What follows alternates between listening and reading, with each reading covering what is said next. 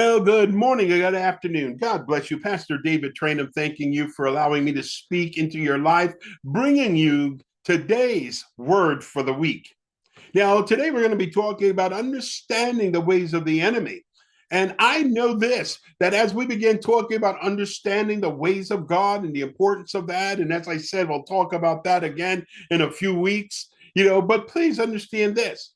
Just as you must know the ways of God, you must also know the way that the devil operates. You must know that just as Jesus came to give you life and life more abundantly, Satan came to kill, steal, and destroy.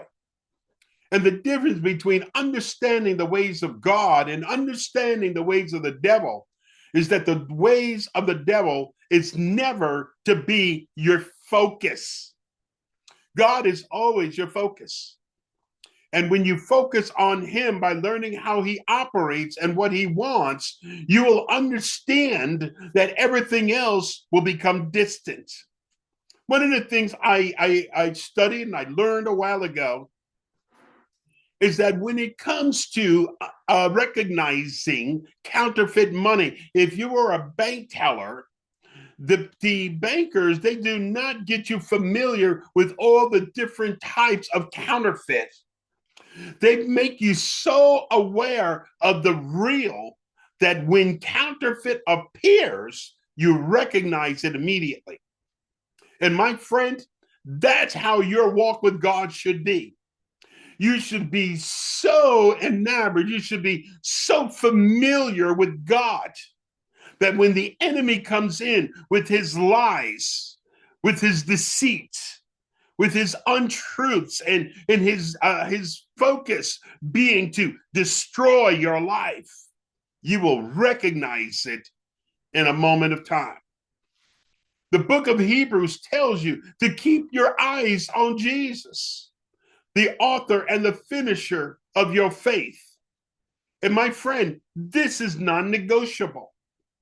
However, you're also told to not be ignorant of the devil's schemes.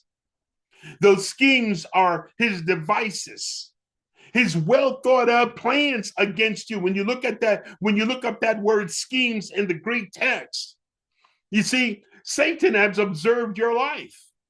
He knows what you like, he knows what you don't like, he knows how you act, and he knows what you react to. And at the appropriate time for him, or the opportune time, he will try to push the button and make you come out of your godly character.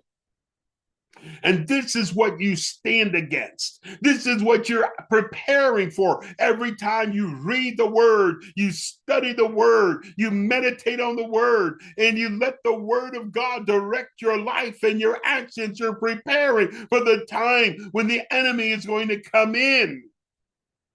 So that, like a flood, the Spirit of God can raise a standard against him. In Luke chapter 4, while Jesus fasted for 40 days and was tempted by the devil, verse 13 states, now when the devil, get it, had ended every temptation, he departed from him, Jesus, until an opportune time. You see, the devil's opportune time is similar to our fullness of times that I've been talking about. When God ends your drought, he releases his promises on your life. You see, and the devil leaves you until a more favorable season for his deception. And it's in between seasons, hear this please, that you must consistently prepare by reading, studying, and understanding the strategies of God. You see, in history, every great army understood the tactics of the enemy. Now, notice, when they fight, they don't duplicate what the enemy does. They adjust their strategies accordingly so that they have the best chance of winning the war. As I end, God does not want you using the devil's strategies. He wants you to know them so you can avoid falling into his traps. But he does not want you using them, following them, or trying to make them bring you into your next level. My friend, don't be ignorant of Satan's devices, and do not let his devices be your point of focus.